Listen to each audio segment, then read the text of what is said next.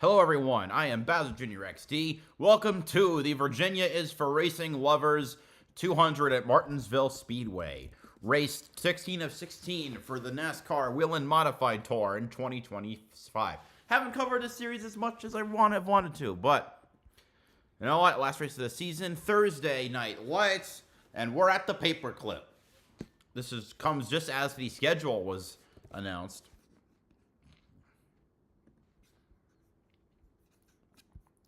Which sees the loss of Richmond and North Wilkesboro and Lancaster Motorplex. But we get races now at, we also lost a race at Monadnock, but we got Stafford, we got Claremont back.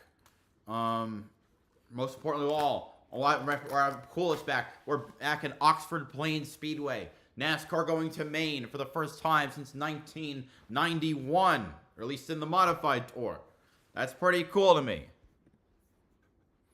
Totaling of 12 different tracks. 2026 modified schedule. Let's see. Let me just double check. New Smyrna, Martinsville, Thompson, Oxford, Seekonk, Riverhead. So yeah, Seekonk also gained a race. New Smyrna, Martinsville, Thompson, Oxford Plains, Seekonk, Riverhead, White Mountain, Claremont, Monadnock, New Hampshire, Stafford, Oswego. Those are the 12 tracks.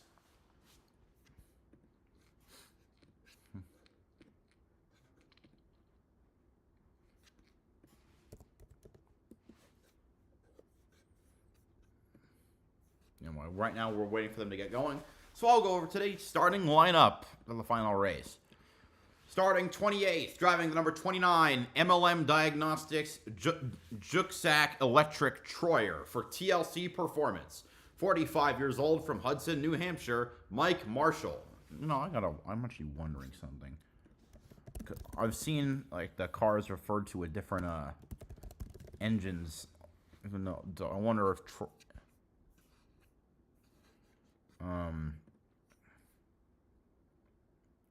who else uses this? I'll keep going just a moment. I just want to check some other drivers. Austin Beers. Wait, what about Monsignor?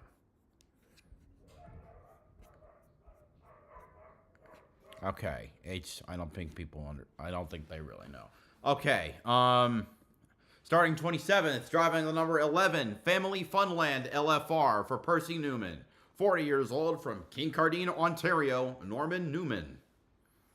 Starting 26th, driving the number 40, William E. Smith Trucking, Taylor's Auto Parts, Simmons Power Sports, Perkins & Associates, Hodges Realty PSR for Chris Fleming. 38 years old from Mount Airy, North Carolina, Luke Fleming. Starting 25th, driving the number 55, JT Services, Garage Doors of the Triad Troyer for GMR Enterprises. 52 years old from Tampa, Florida, Jeremy Gerstner. Starting 24th, driving the number 8, USNE Power Midwest Operations, 82 Services General Contractor LFR for 82 Autosport. 39 years old from Thompson, Connecticut, John Michael Chanette. Starting 23rd, driving the number 18, Speed 77 Fury for Christopher Fleming. 58 years old from Calverton, New York, Ken Hagee. Starting 22nd, driving the number 70, Rockingham Boat LFR for Steve Seiss. 38 years old from Hampstead, New Hampshire, Andy Seiss. Starting 21st, driving the number 38, Cookout PSR Products, Pace-O-Matic PSR for PSR Products. 61 years old from Corpus Christi, Texas, Bobby Labonte. Starting 20th, driving the number 25, Alpine Partners, Amerifast, Cutting Edge Stonework, Chalou Performance Fury for Mike Smith. 34 years old from Statesville, North Carolina, Danny Bone. Starting 19th, driving the number 02, SRI Performance, Bill Stein Shocks, PFC Brakes, Molecule, Simpson Fury for Coulter Motorsports. 35 years old from Miami Springs, Florida, Joey Coulter IV, or just Joey Coulter. Starting 18th, driving the number 21, Wennick Construction Inc., Newtown Pools Troyer for Wennick Motorsports. 27 years old from Newtown, Connecticut, Steven Kopsick. Starting 17th, driving the number 77, Curb Records, Mohawk Northeast Troyer for Mike Curb. 26 years old from Wolcott, Connecticut, Mike Christopher Jr. Starting 16th, driving the number 14, Advantage Trucks, Washtronics, Anastasi Trucking LFR for Advantage Motorsports. 26 years old from Hamburg, New York, Jacob Lutz.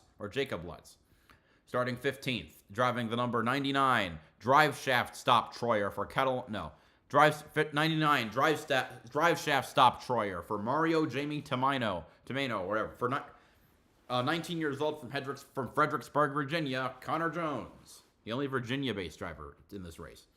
Starting 14th, driving the number 56, USNE Power Fury for Troyer for Catalano Motorsports. 19 years old from Ontario, New York, Trevor Catalano.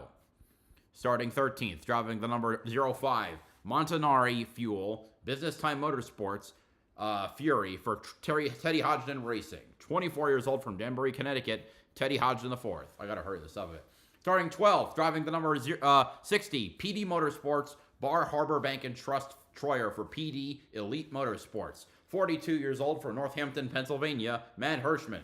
Starting 11th, driving the number 4, Bobcat, USNE, Finzer Rollers, Montrose Molders, Key Display, Elleris Pub, Fury for Connolly Racing. 47 years old from South Bend, Indiana, Ryan Newman.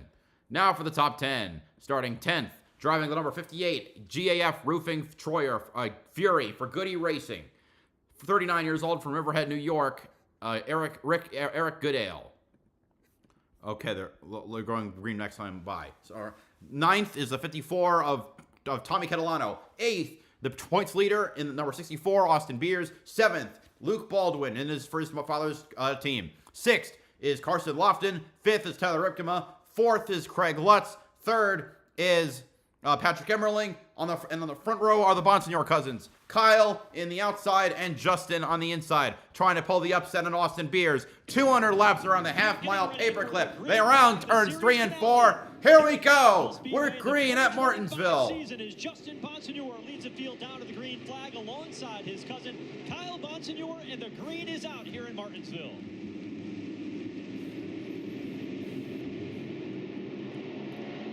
Got one bonus point for getting the pole. Can Justin Bonsignor get another one for leading the lap? He'll clear his cousin off of turn 4 and lead lap number 1 of 200. By leading the first lap, again, even with leading the most laps, winning the pole, and leading a lap here and getting the winner bonus points, Justin has to win with Austin. Now a 12-point gap between the top 2. Leads by about 2 car lengths off of turn number 4. Austin Beers in middle of the pack. A tie, winning the race will be good enough for a tiebreaker round. So right now, the Beers has to. So if he can win the race right now, in 8th, he needs to hope that Beers finishes 8th or worse. I think. No, I think my calculations are wrong. Let me find the Hirschman on the inside of car number 23.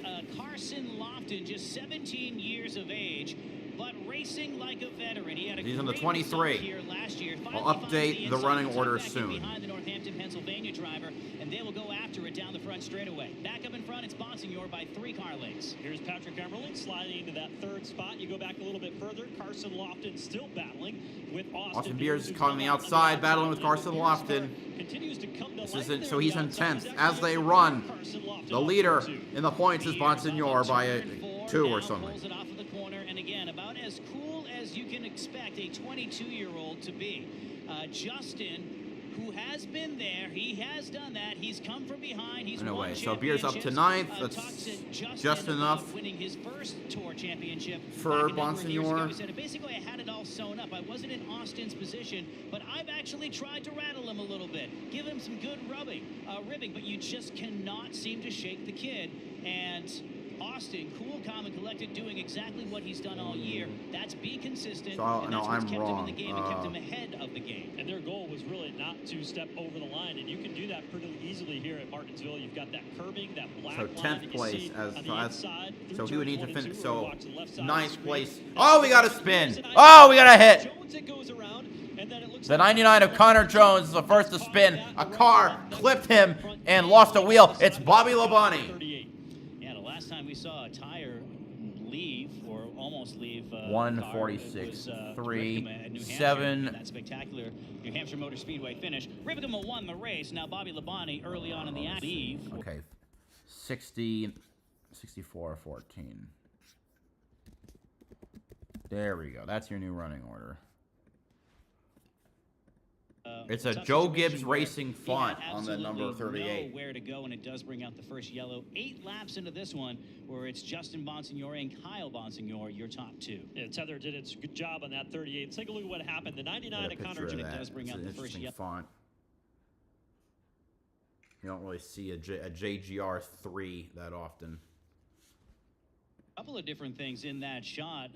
Brian Newman, great job of getting on the brakes as soon as he did after that contact.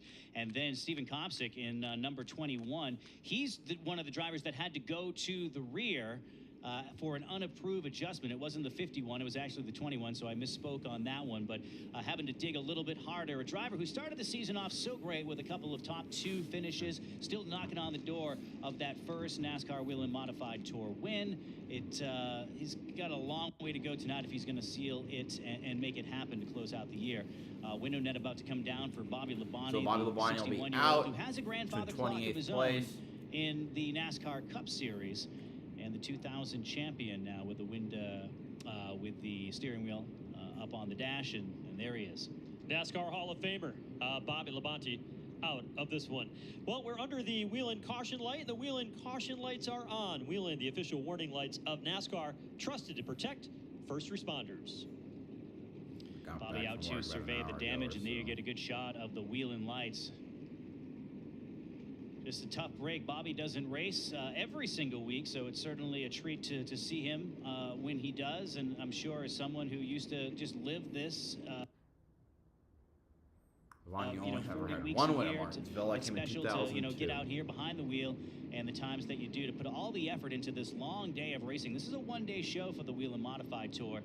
Gates opened early, practiced throughout the day, and when it came to be showtime, just 8 laps into this one, has to take the long walk. There's Luke Baldwin on pit road in car number 7. New Early York, pit stop for him. Driver who qualified on the outside of the front row last year.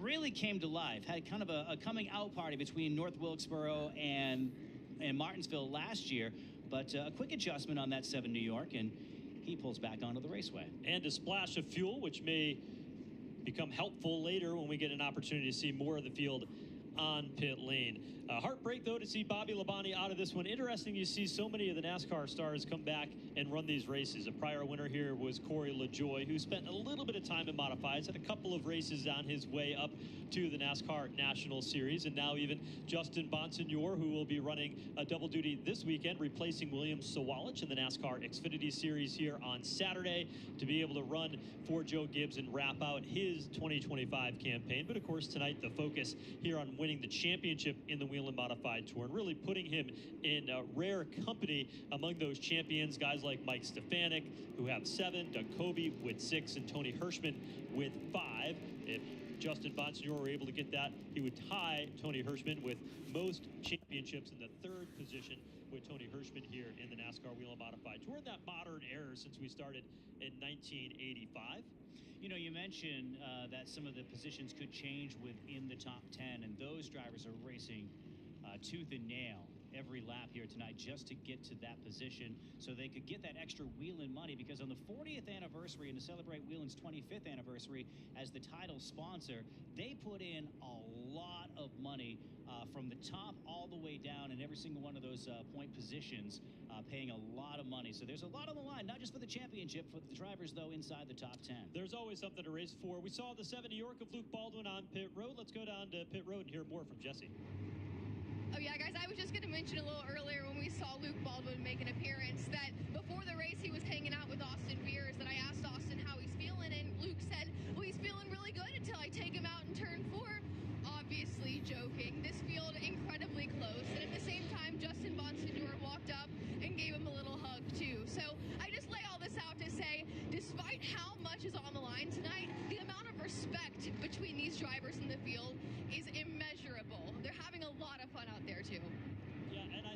Jesse, you're so right, because they have been poking fun at each other for a while. There was a text thread, and we talked about this at the World Series at Thompson, between Justin Bonsignore, Craig Lutz, who was in the championship hunt, and Austin Beers. And it doesn't matter what they throw at the 22-year-old kid, Austin Beers. He doesn't get rattled. They did a release of the 2026 NASCAR Wheel and Modified Tour schedule. My pasta might be ready. They're about to go green. They're doing some videos, Austin Beers and Justin Bonsignore. Austin Beers just shakes it off. He does not get rattled. He's cool as could be. And Justin's like, when I was going for that first championship, I was nervous. I couldn't sleep. You know, it was a different game. I was never as calm as Austin Beers has been today. Imagine where he's going to be when he's 34 years of age and then be considered prime All right, we're his back. driving career. I'm not about to tutter over again. Lovers 200 at Martinsville Speedway. All Bonsignore on the front row. Justin gets the jump, and we're back under green. Yeah, but Kyle's going to get a little bit of help. All right, here we go again. Doing it the hard way around the outside lane of the racetrack. And Kyle Bonsignore just tried Beers to keep pace, restarted but 8th. off the corner, and Justin Bonsignore has the edge by the time they dive back into turn 3. I like what Patrick Emmerling's doing. He's thinking to stay on the inside. There's, look at Jacob Lutz nosing past Austin Beers on the inside. Kyle has never had a look at the front row in his Oh, jeez.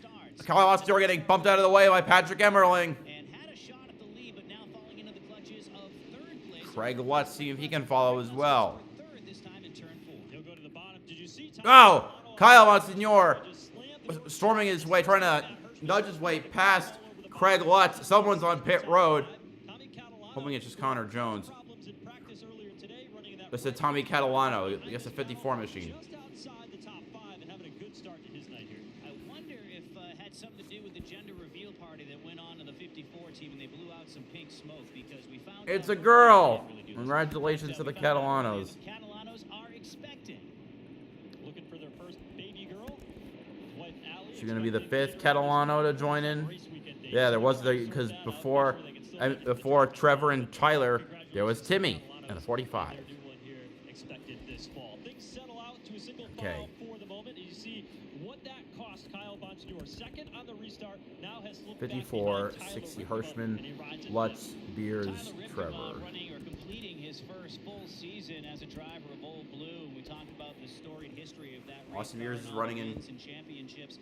You know, one 9th, thing that which would really be started enough to for happen in the him, second half of the season unless for Justin Blue Monsignor leads the and first, Bowler the most team. laps and It's wins. just consistency. They were so up and so down towards the end of last year. They would run in the top 5, and they would be mired back in 16th for a couple of weeks, and then they'd recover. Well, the pendulum kind of slowed a little bit, stayed more towards the middle, and I think highlighted by that go-for-broke win at New Hampshire Motor Speedway. He had a very fast race car at Riverhead Speedway Raceway, and was strong at Thompson too. They're putting together a whole schedule for 2026, so look for Ripkema back behind the wheel of Old Blue next year. Let's check in on that championship battle. Justin Bonsignore leading the way right now. Assuming he ends the race here, would earn all those bonus points. Where is Austin Beers? He is 9th. That's the one position Austin Beers cannot be in right now if he wants to win the championship. 8th or better. If we're to end right now, Justin Bonsignore would be your 2025 Or would it be a champion. tie? We are only 24 laps Once we're in. counting him leading Can the most Austin laps. Beers maintain his cool? This car not as fast as they hoped it would be. You've got Trevor Catalano back there in the 56, another young, aggressive, fierce driver who's coming into his own, putting the Trevor pressure on Catalano's the a 64 fantastic Austin driver. Beers. You know, it's funny, you talk about the camaraderie between these drivers, and generally you think of drivers who have been racing against each other for 15, 20 years, the grizzled veterans of the Modified Tour. There is a whole new breed of drivers, whether it is Craig Lutz, or if it's Trevor Catalano, or Austin Beers, or Luke Baldwin, and whether they move into a national series or stay right here in the regional series of the Wheel of Modified Tour, this is their time to bond, and they have their own little special vibe going on right Norman now. Newman And I knows think it's that's not really just unique second from last. amongst the series of this level. It's really, really cool to see. See that train? That's 9th, 10th, 11th. The 58 car is the only other winner in the field. He won this race of Eric Goodale back in 2021 when it was a spring race. Next year, the race here at Martinsville will be held on the March spring weekend for the NASCAR Cup Series. Goodale came in. He was all fired up. Loves this racetrack. He's got the grandfather clock at home as well, proudly displayed in his home on Long Island. He'd love to get another one here tonight. He talked about his very first time at Martinsville, which he was was so excited to be here, to look up at the giant stands and the storied history as a student of the game that Goodale is. And when he went to fire off his race car, it misfired. He ended up spinning around and having an accident, but not with his race car. You can fill in the blanks on that one right then and there. His first start, it was the first time driving a Toro modified. He's like, I'm going to be the first one on the racetrack. He ended up spinning himself out and had to come right back down to pit lane because it was just a little bit too much. He reset, went back out, and eventually became a winner of a grandfather clock. You go back one car behind him, the young Teddy Hodgson in the 05. That car is a family operation. They run part-time, but you know what? Down in Long Island, Skip Barber has a training facility that they've just built. They had some sims, and he had the opportunity to go down there and join a watch party of the recent Formula One race. He ended up winning a sim race with the fastest lap time and earned him an opportunity next season to do a test in a Formula 4 car out at COTA. So they're in the middle of trying to coordinate that. So from one open wheel style of racing to another for Teddy Hodgkin out of Danbury, Connecticut. He said, I wanted to get down to Martinsville and add that to our schedule. We're a small team on a tight budget, but we love being able to run these modifieds, and Martinsville was the place I had to be. So good to see him in the field tonight. He's had a good qualifying run so far today. It's been a nice quiet day, and his start here at the Martinsville Speedway started 13th, moved up a spot to 12th, and he's just riding, starting to learn the ropes of this famed half-mile facility. But how cool is that? Think of when something happened in your life and you had absolutely no plan when you woke up that day to go do the thing, and it ended up working out 15 times better than it would have been if you followed a plan, as he's now feeling the pressure from Ryan Newman. He only went to the watch party on a whim. Try to sim. Hey, I'm a race there director. Ryan Newman and just because he went to the 05 watch party on a whim is now going to have that incredible experience as a test to get a test over at COTA. Talk about a guy that's been picking up spots. The trailing arm broke on the 21 car during qualifying, and that is Steven Kopsik. He is rolling through the field and making progress. He's up to 14th right now, and he's following in the tire tracks of Ryan Newman. They're both starting to try to make up some ground. Newman, who was involved in that incident, caught the outside wall when Bobby Labonte had problems. But Steven Kopsik's got a really quick race car on that 21 tonight. Yeah, he and his father, Nick, have put together a really awesome team this year, and they came out of the gate swinging, and I thought that they would be one of the first 5 or 6 drivers to break through to victory lane this year. It hasn't quite worked out, but if he keeps going the way he's going tonight, he just may be the 10th different winner that we've had in NASCAR Wheel Modified Tour competition, because he has been lights out, as you could attest to, going inside and out, now closing in on Ryan Newman. Separation about 5 car lengths now in turn number 1. Out front, Justin Bonsignor leads the way, but we're starting to see Patrick Emmerling close that gap in just a bit in the battle for the race lead. It was about a half a second to a second advantage that Justin Bonsignor had for a while, but Emmerling, who this season has been very good on the long run, is whittling away at those lap times. He's been a little bit quicker every time through, and he is starting to make that from what was 5 car lengths to 3 car lengths. He's closing in on Justin Bonsignor. Justin continues to lead it, but the Dale Henquist-led number 1 team, talking to those guys this afternoon, they came into this race last year as a championship contender. Arguably, they've been faster this year on a consistent basis, but they've been snake bit. They've had a couple of different issues, not of their doing, too. Let's go back to Seekonk back in May. They were challenging for 2nd place, coming to the checkered, ended up 13th that day after an accident very, very late, so that knocked them about 10 points or so. And they've had a couple of other things, too, but they really have their heads held high. This is the same race car that Patrick brought to Thompson, the old Jeff Bodine throwback that they've done earlier in the year. It's a good race car, and it's going to challenge for the lead before too long. Yeah, just different skin on it. This car has been very good for them over the year. They called it the sophomore slump. 2 wins this season. Had a great start to the season at New Smyrna. It was clear that Patrick Beers Emmerling is was sorry. going to be a championship I'm trying to battle it. All of a sudden they got sleepy. Maybe because I ate quite a bit of food. Anyway, Bonsignor is still the leader. Patrick Emmerling stalking him for 2nd still. Okay, Craig Lutzen in 3rd, Tyler Kamon in 4th, Kyle Bonsignor in 5th, 6th is Tommy Catalano, 7th is Matt Hirschman, 8th Jacob Lutz, 9th Matt Beers, Trevor. Okay, no changes yet. Running, I wouldn't say injured, but he has a bit of a soreness on his right wrist. I'll be back again. Hopefully there's not another caution one later. Think of how many laps he's turned, not only in the Wheel and Modified Tour, but the Xfinity Series as well. He's running with I wouldn't call it a cast, but what would you call it? like a brace of some sort. Yeah, a bit of a brace on his right wrist just to make it a little bit more comfortable for him. And you're up on the wheel here at Martinsville. This will wear you out. It's a short race with 200 laps. It's a cool night here in Virginia, and that certainly makes it a bit easier there for Patrick Emmerling. You see him starting to slip slide that car around, and as Justin Bonsignore looked up in the rearview mirror, knowing, as we heard from him earlier today after his pole win, that he had to go out and win the race. He looked at this as a must-win situation. Lead the most laps, get all those bonus points he can, and Patrick Emmerling try to take some of those points away. Justin Bonsignore, you're about to get into some lap traffic, and I'm real surprised that one of the cars he's getting into is the driver who qualified 6th, Carson Lofton, considered one of the I wouldn't say favorites, dark horses tonight. You know, he certainly has had a fast race car. If he was challenging for the win, I wouldn't be a bit surprised, but that's not the case. He's just fighting to stay on the lead lap as now they work around Ken Hagee, and Justin has some problems as Patrick Emmerling wrestles the lead away from car number 51, new leader in turn number 2. On lap 47, so Patrick Emmerling jumps out. Of course I missed it. Patrick Emmerling takes the lead. 7 laps led toward that bonus point as he now settles into second. Craig Lutz is there now in third. Right, let's go. Craig Lutz in second and third, going for, see if he can track down Bonsignore for that position. Last year, all of a sudden, they figured it out. They had speed, and he said, what we gained on last year, we took right back to the racetrack here.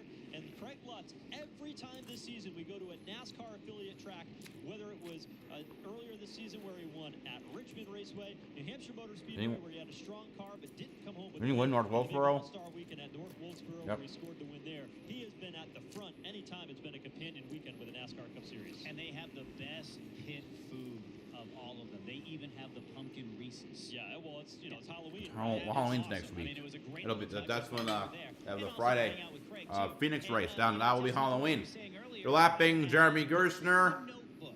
Last year, the 46. Caution. We are under yellow here. It's trouble down in turns 3 and 4. Looks like Ken Hagee is The 18 stopped. car, He's they're got saying. that car rolling once again as he will bring that car down the front straightaway. Second caution of the Virginia's for Racing Lovers 200 here in the NASCAR Wheel and Modified Tour, exactly 50 laps in. Patrick Emmerling is a race leader with Justin Bonsignore, Craig Lutz, Kyle Bonsignore, and Tyler Ripkema, the top 5. You've got to go back to the 9th position where Austin Beers is riding, has stabilized there right now. Again, Justin Bonsignore is not the race leader. Championship edge would belong to Austin Beers, but still 150 laps remain here tonight at the Martinsville Speedway.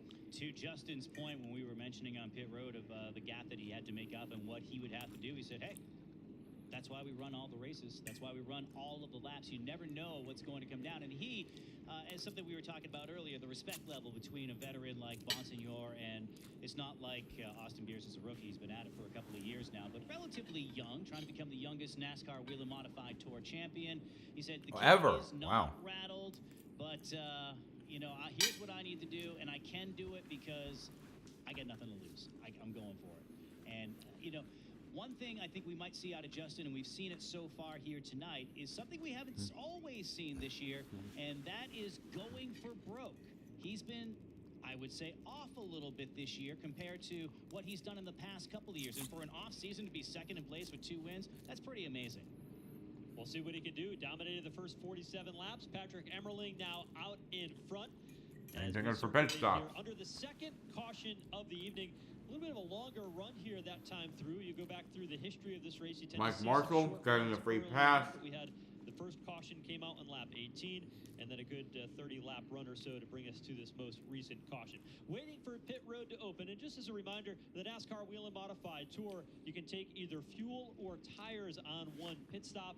It'll be 2 tires the max per stop, and so you may see these cars come down pit road multiple times just to be able to get the service that they need. Pit road is open. I expect to see just about everybody come down pit lane. The tires or service, gas. and they need a little bit of splash at least once today for fuel to be able to get to the finish, and then tires to give you that grip and that launch off the corners. One thing that NASCAR did do is they have all these teams starting at the front of the field about pit stall 10. They don't work around the corner in turns 1 and 2, so the leaders will be pitting on the straight part of pit road as they make their way down pit lane, where Jesse Punch will have all the coverage of the pit stops, including some of the race leaders and the championship contenders, with Patrick Emmerling the first to hit his pit stall.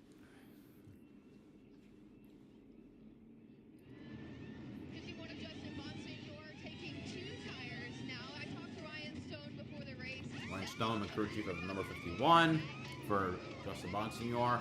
He'll be running the Xfinity race on Saturday in the 18 car because William Sawalich has concussion symptoms, likely from his wreck.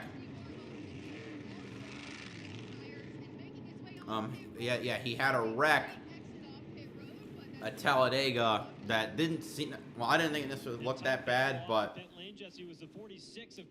mean, he's got concussion symptoms, so that's not good. Hirschman off second. He will stay on the racetrack this time through. And then here comes Emmerling, Eric Goodale, Justin Bonsignor, Teddy Hodgson, and Austin Beers back on pit lane for more service. You look at the tires. It was rear tires for Justin Bonsignor, right side tires for Austin Beers. Others taking fuel, and Craig Lutz, who's parked completely sideways in his pit stall, took fuel the first time. Now they're getting right side tires on that 46 car. Let's see. What are they doing for the 64 and 51? That's what I Fuel want this to know. time for Patrick Emmerling. Tires right now are right rear going on the 58 of All right, they're Eric fueling Goodale. up Team the 51 and the championship 64. contenders are in. Fuel on the second stop for both Austin Beers and Justin Bonsignor. Beers beats Bonsignor pit road. Will end up beating Justin Bonsignor off of the pit lane. That's going to be huge because that will set up those drivers to be in consecutive order when we go back to green 64 and 51. Both of those teams have their core pit guys, but you'll see some of the other drivers in the NASCAR Wheel and Modified Tour, with this being a companion weekend with the NASCAR Cup Series, hiring out some different teams. 14 of Jake Lutz hiring a few members of the RFK team. Yeah, that's what they can take advantage of while those crews are here. Same thing with some of the spotters that are up on the roof as well from the Cup Series. And many of them have modified routes or maybe have modified championships in their own right. This is going to be pretty interesting here when we get back under the green flag. Mike Marshall is going to be the free pass car. He will get back on the lead lap in that 29 car. On and off pit lane, Craig Lutz is coming back down pit road for a third time. He was on and off pit road a couple of times to get service on that 46, and he's going to lose a ton of track position in the process. But I think more importantly, you've got a new look in the front of the field. Matt Hirschman, big money Matt in the 60 car, will be the race leader. We've got Ryan Newman, Steven Kopczyk, Danny Bone, Tommy Catalano are going to be the top five, and Luke Baldwin. Where is Austin Beers and Justin Bonsignor? They find themselves mired deep in the pack, back in the 13th and 14th spot for Austin Beers and Justin Bonsignor. Their pit strategy is going to cost them quite a bit of track position. This is where things could potentially go off the rails for either or Justin Bonsignor or Austin Beers. Again, to your point, mired mid-pack. That's where all the action is. It's easy. Sometimes there's more respect racing up front because perceptibly there's more on the line. But you talk to a lot of these guys on the Wheel and Modified Tour. John Michael Chanette comes to mind. He said, I'm racing my guts out for 16th. I've raced for 5th. I race harder for 16th on a weekly basis. So now you have these guys racing in the middle of the pack. Justin, throwing it all to the wall here tonight, is certainly going to be aggressive on the restart because even though he's cool, calm, and collective and been there before, you can't take the mental aspect out, and the competitor that he is with 46 NASCAR Wheel and Modified Tour wins and 4 championships, he's got to mentally be in front of that 64. He's physically got to be in front of the 64 all night. He's got to get there. So the battle continues on. Justin Bonsignor looks out that windshield, sees the car that he's got to beat. But not just beat, he's got to go out there and win that race and advance at least 8 positions on the racetrack at the very minimum over Austin Beers. We'll continue to follow that championship battle as we go. All right. Okay, we're still under caution. But the race leader, Matt Hirschman, I'll update the running order once they get going green again. again. Driver. We talked about there's always something to race for. He's got an opportunity to bypass and gain the 3rd position in the championship standings, comes into the 4th spot, has a win this season at the Seekonk Speedway in Massachusetts where he has been so good, but he's also had a couple of runner-up finishes here at the Martinsville Speedway over the past couple of races.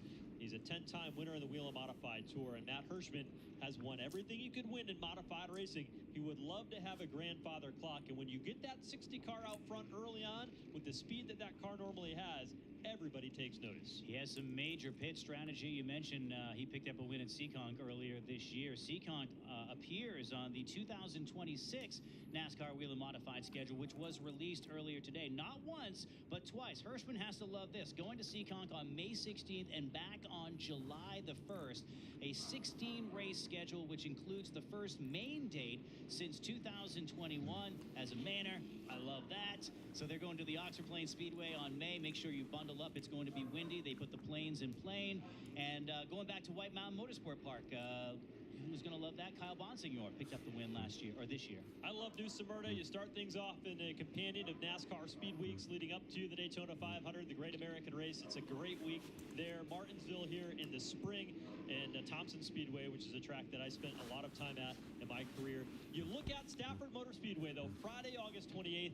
Everybody's been asking about getting Stafford back on the schedule. They returned to the half mile in 2026, and we are about ready to return to the green flag. It's Austin Beers. Sounds good to me. All right, leader is Matt Hirschman. He's got Ryan Newman next to him. Here we go. Gonna go green again here at Martinsville. Going in the air here at Martinsville. Sailing it into turn number 1. Hirschman holds on. To the inside of Newman comes Steven Kopsick. The inside line is the way to go. Ryan Newman. I was thinking if Ryan Newman's up front, he's going to Behind him, I see Tommy Catalano. And the 25, I think of Danny Bone. Here comes the 54 of Tommy Catalano on the inside. Tomcat will pounce and move to turn, or excuse me, spot number 3. Catalano gets past Newman for third. Had to start Kyle Bonsignor trying to get to fifth on Bone.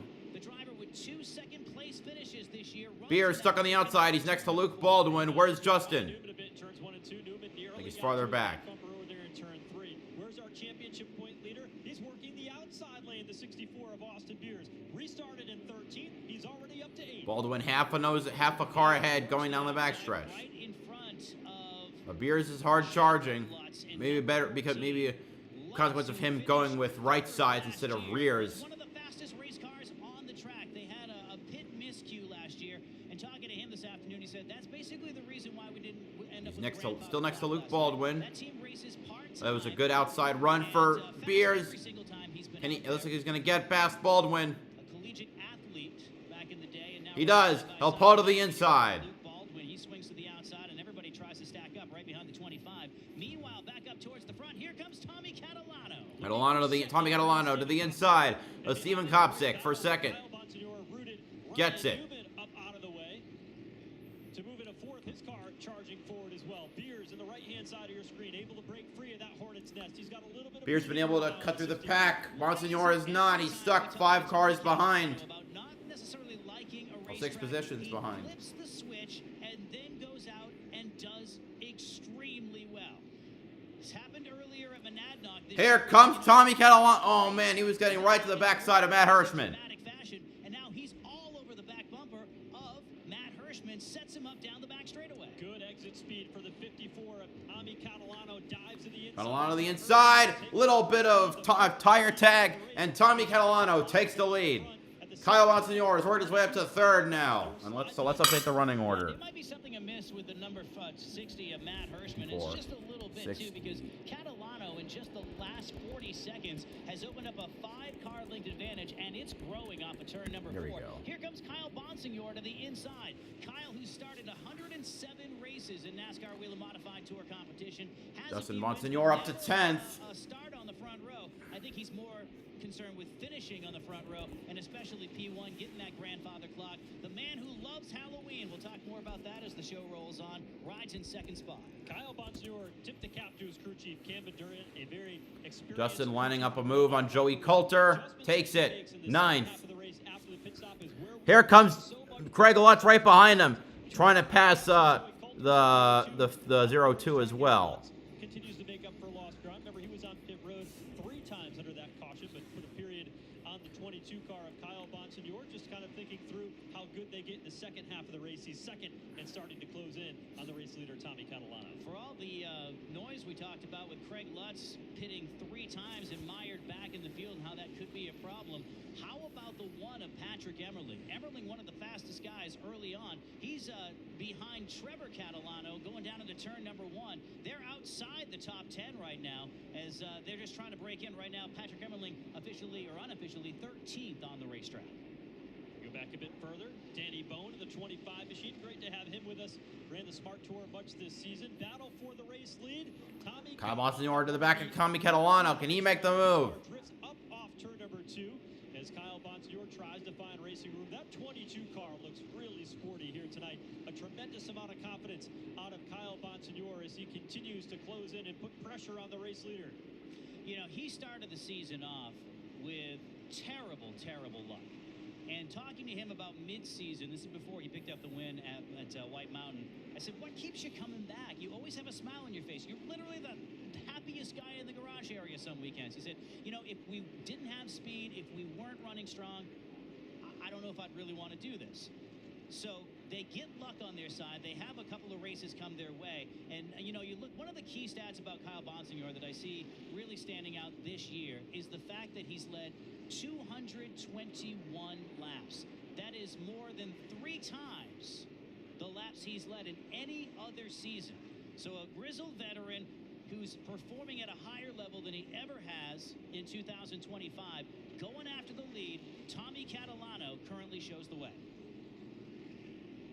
Catalano won that first career victory at one of the smallest tracks on the circuit. Winchester, New Hampshire's Monadnock Speedway earlier this season on a doubleheader weekend. Now he's leading at one of the most iconic and historic venues in all of NASCAR, the Martinsville Speedway, as we will see 78 laps of the 200 complete. Bonsignore pitching that car sideways off the corner, trying to do everything he can to cross up that 54 and take over the race lead. We got a couple of family men racing for the lead right now. You have Tommy Catalano, who, as he and his wife are expecting, we pointed that out. Kyle Bonsignore looking to the inside, sending it in 3. Side by side, clear. Kyle Bonsignore takes the lead, the 4th different leader today, I think, or 5th. Now, if you love Halloween, then Bonsignore is your guy. Their front yard is full of about 8 skeletons. It's almost like a Christmas manger scene, but it's not that. Spooky, Because scary skeletons and shivers down your They do spine. family costumes nearly every single year, and they're looking forward to the upcoming holiday. And just a week away, we get into the Halloween season, and they want to be able to make sure that they've decorated the pumpkins with a grandfather clock and a win tonight. You go back to the 3rd spot. Matt Hirschman continues to falter. The 70 car of Andy Seiss, an interesting story there for him, returning to Martinsville Speedway, where he's had some good history in his modified career. Austin Beers is there, navigating through traffic. Beers has been able to move back up to the 6th spot. And this is kind of what Austin Beers has done all season. You think he's struggling, he's down and out, things start to go backpedal. He's back in 13th, 14th, then all of a sudden he creeps forward. He moves forward a little more, while Justin Bonsignore now finds himself 9th after winning the pole and leading the opening 47 laps of tonight's race. Yeah, if they end up picking up the win here tonight, that 64 team is going to celebrate. They are performing at a level that they haven't before in the history of that entire team.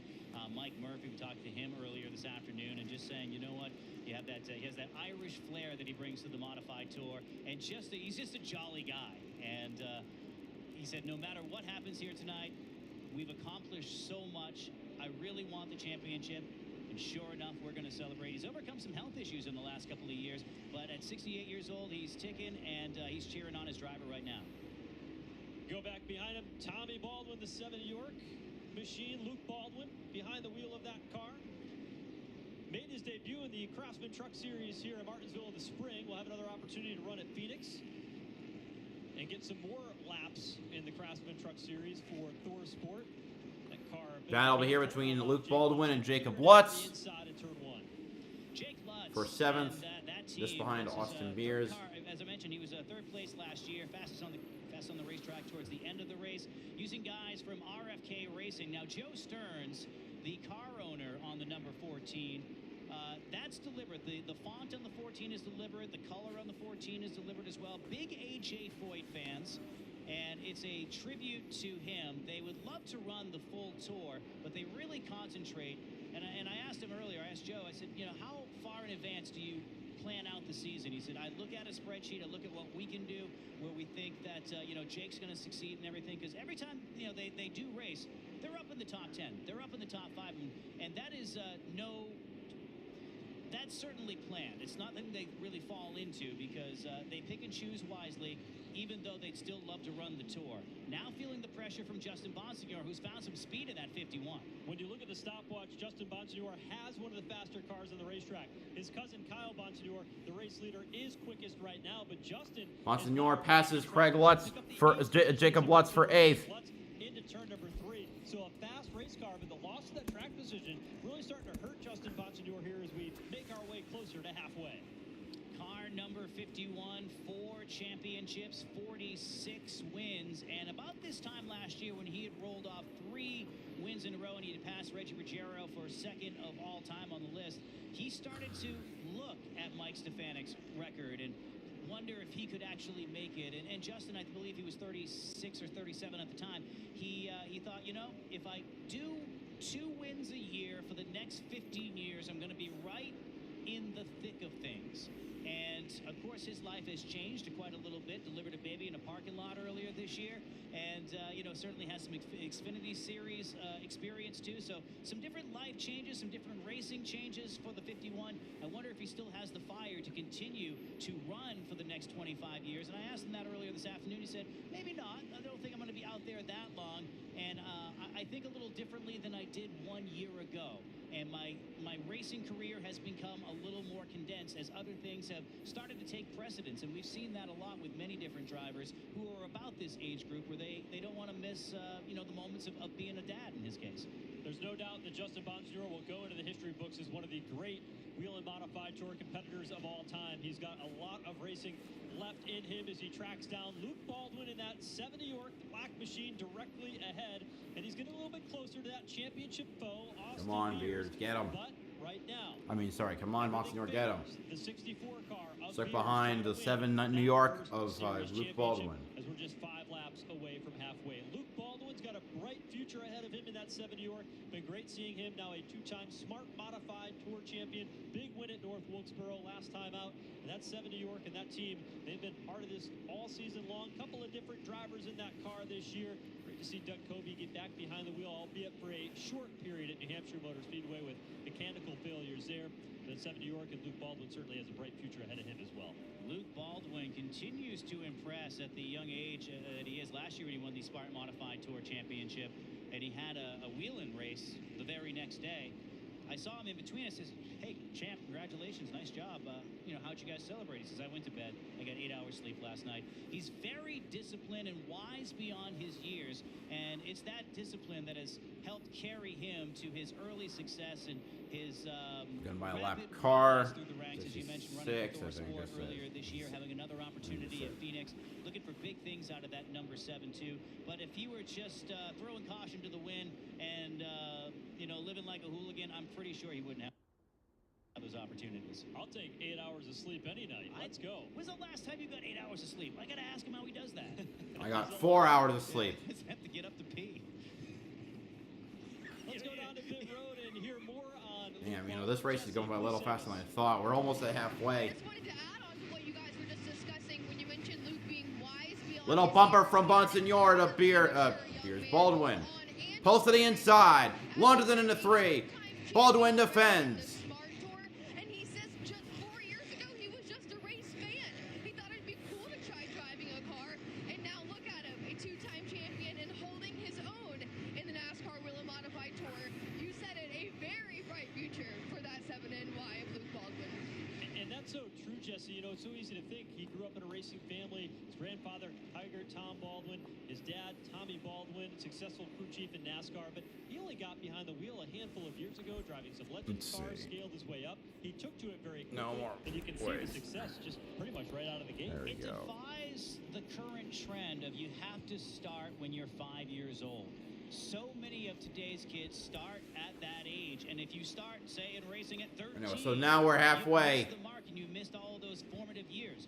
Luke Baldwin, I'm not saying he didn't have interest in racing, but I had a very similar conversation that Jesse had with him, in which he said, I said, hey, so how long you been doing this anyway? He says, yeah, you know, basically the same story of, I only did this a couple of years ago. I liked watching racing, figured I'd try it out, and here I am. And he's within, I mean, he's already in the Craftsman Truck Series, but he's on the verge of breaking through into the top 3 series on a more regular basis. basis as he trails Austin Beers going into turn number 3. And Austin Beers really the same way, mature beyond his years. That's why he's not getting rattled. Winning that championship very early on in his career when he was just 13 years old.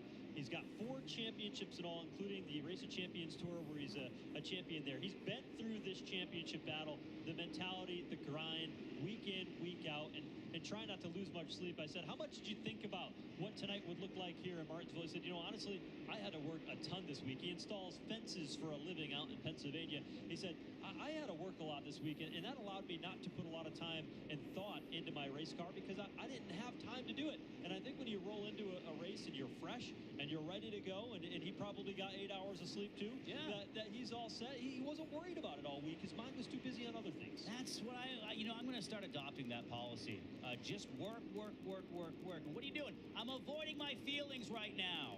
And then you just throw yourself into work. Austin Beers, his rapid ascent through the NASCAR Wheel and Modified Tour is pretty well documented too. He was Rookie of the Year in 2022, and if he holds on for the next 95 laps and becomes the youngest champion in Tour history, the ascent from Rookie of the Year to champion will be the shortest since Todd Segedy did it in consecutive years in 2002 when he was Rookie of the Year, and the 2003 NASCAR Wheel and Modified Tour champion just the following year when Austin was just, what was he, 1? He finds himself in heavy traffic right now, lap traffic all around, the car starting to skate out from underneath him. But, you know, Jesse, week in and week out, that calm, cool, collected approach from Austin Beers is what's got him to this point in the season. That's right, you guys. All right. Oh, wait.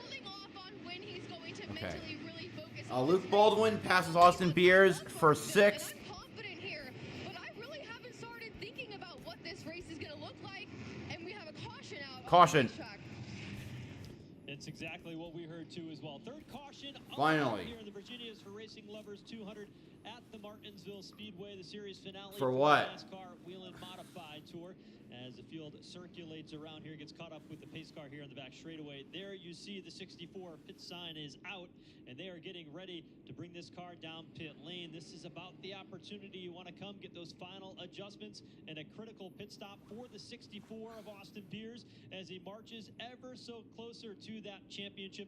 Now 91 laps remaining in the 2025 season, and Austin Beers with the upper hand over Justin Bonsignor. I think if he does get rattled, he's going to have to blame it on everybody else because left to his own devices, left inside his own head, he's not going to get rattled. But when it's bozos like us who are like, hey, you thinking about this? Or what if this happens? Or are you worried about this? It's only then. You ever have that situation in life where you weren't even thinking about the thing, but as soon as someone said it, you couldn't get it out of your head. And then, you know, whatever happens, happens. But if he does get rattled, might be one of our faults. I don't know. But he's ahead of Justin Bonsignor, who's ahead of Jake Lutz. I expected Lutz to have, and we still have a lot of time to go in this race, but I expected him to be a little higher in the ranking here tonight based on what happened last year, based on the way they prepare their pits, their cars. And speaking of the pits, Tommy Catalano's on, and more cars are on pit road. Everybody coming in, Jesse. It is Kyle Bonsignor who's going to lead him down the pit lane, and pit stop's underway. Critical stop here at this point in the race, Jesse. That's right. Both the 64 and the 51 teams are up on the pit wall right now. We're going to see, it looks like we've got some tires ready to go. And I will finish what I was saying earlier about these A-team. Austin Beers says, look, I know how good the 51 was at Riverhead and at Thompson, and I was really focused on those races. But now we're here at Martinsville, and it is all go as that 64 team changes both rear tires. The 51 team also taking 2 rear tires. Rear tires again for the 51. Pit road and on his way. The 51 follows just behind. 51 had a little bit of a problem with Justin Bonsignor getting out of his pit stall. Doesn't matter. He didn't lose any positions. Finishing up the tires of Austin Well, Beers. or at least he didn't. He's still one behind Austin Beers. That 64 team able to beat Justin Bonsignor off of the pit lane. The first car off pit road, though, was the race leader when we came down pit lane, and that was Kyle Bonsignor, who was able to get out first among all of them onto that first loop around pit lane. Joey Coulter had a nice jump too. Up Talking about the inside top 0-2, line, he gained Joey 6 Coulter. positions. And then there was Jake Lutz who gained 3. Austin Beers gained 2 on that one as they come back down pit road and do it again. There's Lutz on pit road. Patrick Emmerling has joined. Kyle Bonsignor, John Michael Chenette, Eric Goodale coming to the pits. Ryan Newman, Mike Marshall. Justin Bonsignore came down pit road. Now for that third tire, he'll take the right front tire, no fuel. Okay, they're just in the right front.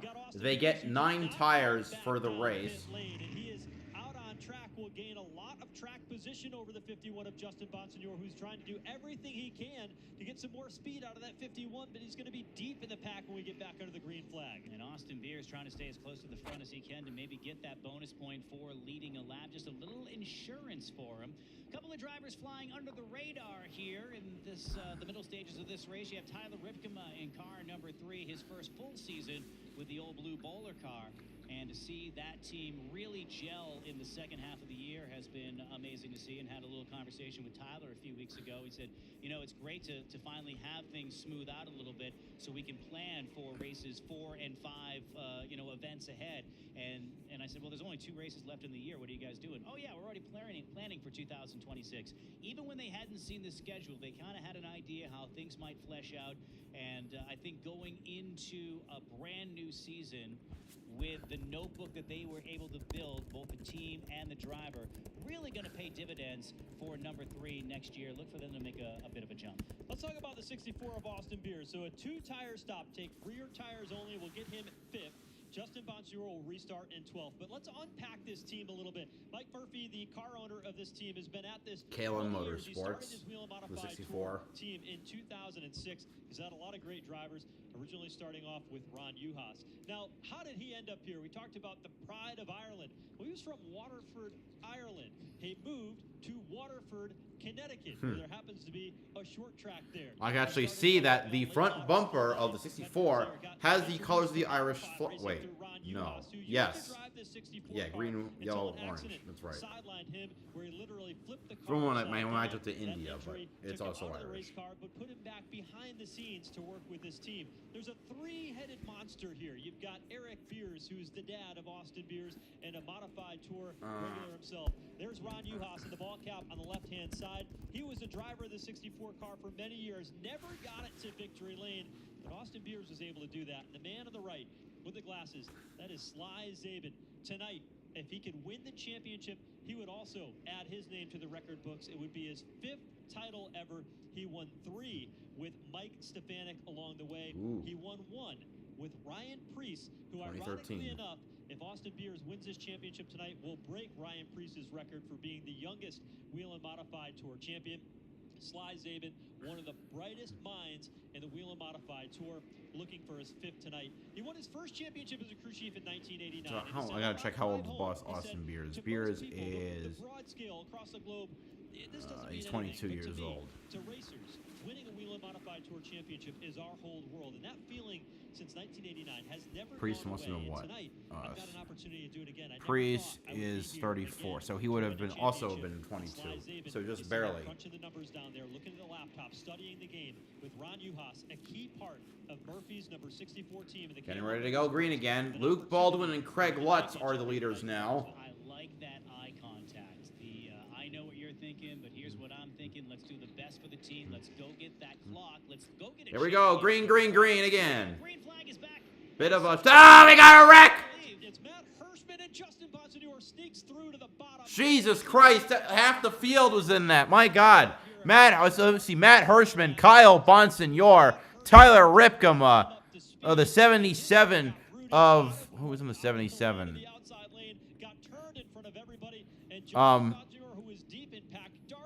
Mike Christopher Jr., but the 80, like the... Now the problem, even though Bonsignore survived, there might not be enough positions for him to gain. Oh, it's Ripken getting into Matt Hirschman. Nice dodge by not only Hirschman but Trevor Catalano. I wonder how many of these cars will be all right. I see another car, Danny Bone, spinning out and hitting the backstretch, hitting the front stretch wall. He got clipped by Hirschman. The 02 Joey Coulter also spun. Half a car width away from damage there, but a lot of cars involved as everybody just grabbed a lot of brake to try to avoid getting collected. As Danny Bone gets his car going again. Turned around on the front stretch. Let's just say that Austin has that last. Matt Hirschman is on pit road getting his car fixed. The car that spun and caused that mayhem. I don't think it would have, ended his race, but still would have put a lot of drama and a lot of undue stress on that number 64 team to ensure the championship. The road's a little easier, as he did it from the inside of row number 3 coming to the green that time. For whatever reason, Matt Hirschman's car just did not get moving when he went. I watched it from that second row. Red flag. He was able to jump away with the race lead, and Hirschman's car just stalled. Everybody came bearing down on him.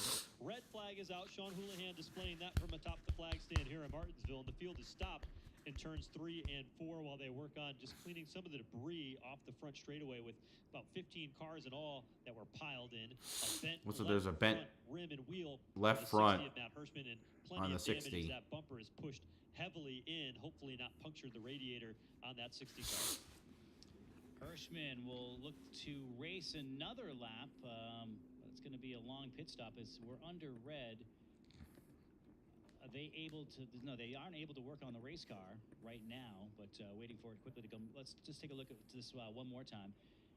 Coming off the corner, Lutz spins a little bit. Hirschman just doesn't come up to speed. There's Mike Christopher getting involved, and then Kyle Bonsignor has a huge shot.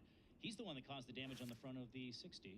Looks like at least 6 or 7 cars just stopped short of the wreckage. He was tonight now finds The himself with damage on the 22. Winternet is not down on the 60. Car repaired to the speed that they had earlier in the day today. You look at that replay, you can see how Matt Hirschman's car did not come up to speed. You see Tyler Ripkema right behind was trying to give him some room, but it was Mike Christopher Jr. who didn't see that and was on the accelerator coming up through for the restart, just pushing forward, and that got into Ripkema, that then got into Matt Hirschman, and Hirschman with the damage here as his car sits on pit lane under the red flag. 117 laps of the 200 complete.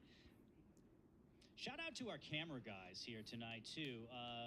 Our camera artists who have been zooming in and seeing the whites of the eyes of these competitors under the lights here at one of NASCAR's most storied facilities. Earlier, you saw Justin Bonsignor as he was preparing to lead from the inside of the front row. And then Matt Hirschman, who's one of the most studious drivers on the tour and running the tour for the first time all the way through since, I believe, 2012 or 2011, and just seeing his season of frustration because he's not necessarily where he would like to be this time of year. Just the whites of his eyes as he gets ready to watch his crew assess the damage. 83 laps to go in the series finale for the NASCAR Whelen Modified Tour. We're under the red flag for a multi-car incident along the front straightaway.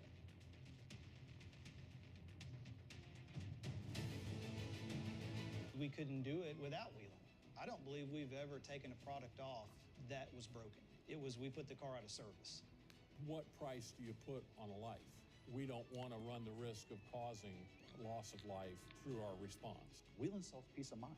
Their goal is to get home each and every evening. And if we play a small part in ensuring they get home safely each day, it's extremely gratifying.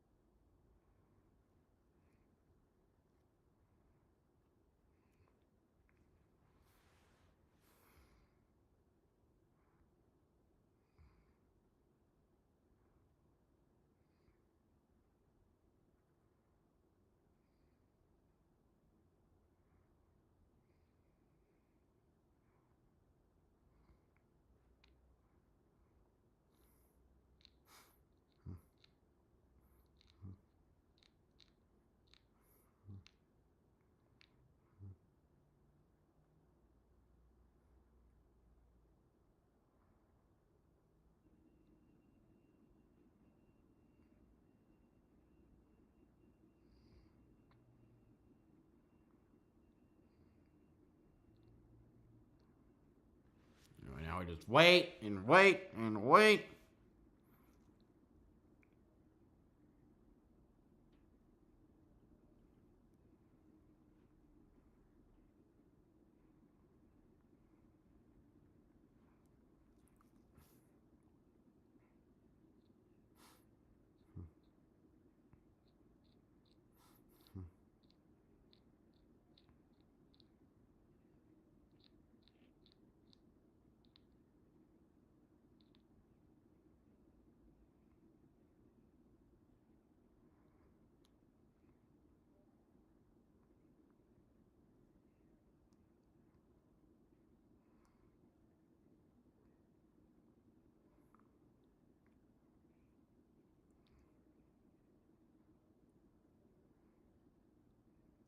Still under the red flag here in Martinsville Speedway, Martinsville, Virginia, the series finale here for the NASCAR Whelen Modified Tour for a multi-car incident on the restart as they came to the green flag, and it all started on the second row outside lane. Matt Hirschman collected several cars. So red flag remains out. The race leader after all of that, Luke Baldwin. Craig Lutz sits second. You got Tommy Catalano still having a good day, riding there in the third position, and Austin Beers, your championship point leader, sitting in fourth. That's unofficial until NASCAR has the opportunity to get the lineup all put in place, but as I sit parked out on the racetrack, that should be how they come back around among those top four. You look through this championship battle, and a lot of discussion has been going on between Austin Beers and Justin Bonsignore, as it should be, as they look for the series championship. But you've got to look at the big picture because you go a little bit deeper. Inside the top 10, there's a lot of different opportunities. Where'd he end up? Was he move forward and move up, sixth, seventh? As they go through races within a race. And as we take a look at the payout for the year in 2025, look at this, $412,000. This was announced here a year ago. The extra bonus money from Whelen, the extra bonus money from Flow Racing, all piled into an $82,000 plus prize for the series champion. But as you go through the top 10, several $1,000s in extra bonus money to finish third versus fourth or fifth over seventh. As you look through these battles, some of the battles pretty tight. You look at the battle from fifth, sixth, and seventh, only separated by just 6 or 7 points there, and an opportunity for those drivers to be able to advance their position. Drivers like Tyler Ripkema, if he has a good day, he could possibly move up and finish in the 8th position. So some movement still to be had, and a couple extra dollars to race for in the year-end payout by improving your final standing. A couple of extra dollars. I mean, let's just say you're racing for $8,000, and where that takes your team and what you can do to reinvest in your resources for the 2026 season. Again, sponsored by Whelen, which will be their 26th season as a title sponsor, celebrating the 40th anniversary of the NASCAR Whelen Modified Tour here this season, closing it out here tonight and doing it with a huge year-end payout. I think it's one of the reasons why Matt Hirschman stuck with the tour as long as he has. He's notoriously, they call him Big Money. Matt obviously runs the big open shows and goes wherever the big paycheck is and often gets that paycheck. But this year was even more methodical by not picking and choosing. He stayed with the Whelen Modified Tour throughout the entire year. Again, first time he's done that in nearly 13, 14 years. Great to have Matt Hirschman back full-time. Jesse, we've talked a lot about the battle between Austin Beers and Justin Bonsignore, but it goes beyond just being fierce competitors on the racetrack, doesn't it? That's right. There's a lot of respect between these two. As I mentioned earlier, I saw Justin come up to Austin before the race, give him a big hug. They had a little good luck to each other. Zero animosity between the two of them. And after that, Austin looked at me and he said, look, if I'm going to lose to anybody, I'm okay with losing to that guy. Justin Bonsignore in that 51 team, the amount of credibility and success they have had in this series. Austin says if there's anyone in this series that I'm okay with losing to, it would be Justin Bonsignore. And let's be real, if he can overcome that points difference and beat Austin, Austin said, hey, even more respect to him.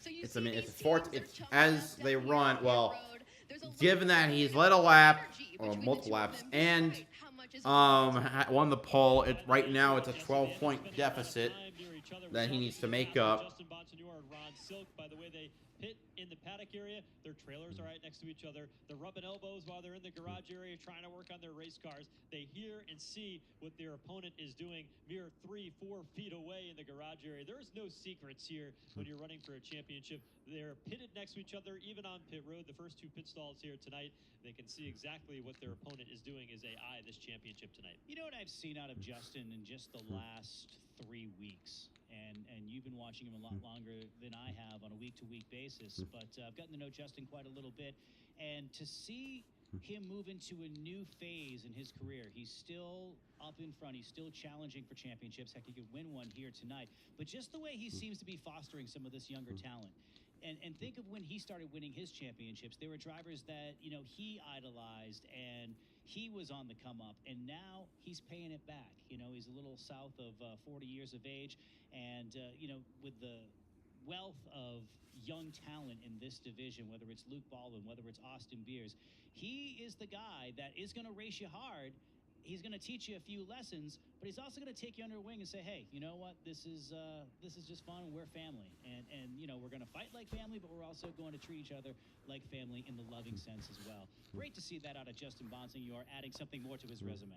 There's Ryan Stone, that jacket behind. He is a crew chief that has been part of the magic behind this Ken Massa Motorsports team. Ken Massa out in Long Island, who saw at the Riverhead Raceway Justin Bonsignor racing, and he said, you know, I could give this kid an opportunity. At the time, Justin didn't have a lot of opportunities to go racing, but Ken Massa put his faith, his dollars behind Justin Bonsignor. They showed up in what was, I think at the time, a white and blue, maybe even had a little bit of red 51, and everybody was like, who is this Justin Bonsignor guy on this 51 car? And it wasn't that long before everybody figured out who it was. There, Ken Massa, the car owner of the 51 team, looking for his 5th championship. He has orchestrated this entire team to be as successful as it has been over the last little bit, and he has put Justin Bonsignor, the right people in his path to be able to be to the point where he can vie for a 5th championship, and all those wins have put him 2nd on the all-time win list in the modern era. You know, there's another driver who we haven't spoken of here tonight, and that's because he's not in the race, but he is the winningest driver in the series this year, and that's Ron Silk. Silk, whenever he would race, you know, he missed a couple of races, decided to pick and choose this year and not go for the championship, but had he continued to run all the races, Oh, I'm not okay. sure if we'd have a championship Okay, battle. He was Bonsignor's just in slowing him down, 6th. week in, Beers week is out, in but that was one of the 4th. things that I kind of missed, seeing Maybe Ron there are Silk on a enough week-to-week cars basis. for So always a treat to Beers see to him, fall behind. you know, compete, but if he crashes or Silk something. is another Oh, one of we're those under drivers caution. who We're under caution. Yay! reach a point where he's taking younger drivers under his wing and paying it forward. We're seeing a lot of paying it forward with the tenured drivers in the Whelen Modified Tours. We're now getting back under yellow. Caution flag comes back out. Let's take another look at exactly what happened that brought us under the red flag. On the restart, black number 60 in the outside lane did not come up to speed, gets jacked up as they stacked up behind him. The championship contenders were able to navigate on through, but several cars involved, including Danny Bone and Kyle Bonsignor on the 22, who's rode a couple up behind.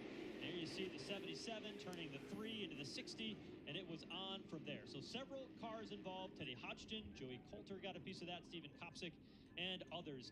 Now that the yellow flag is out, red flag lifted, you can see the work underway on the left front of the 60 of Matt Hirschman.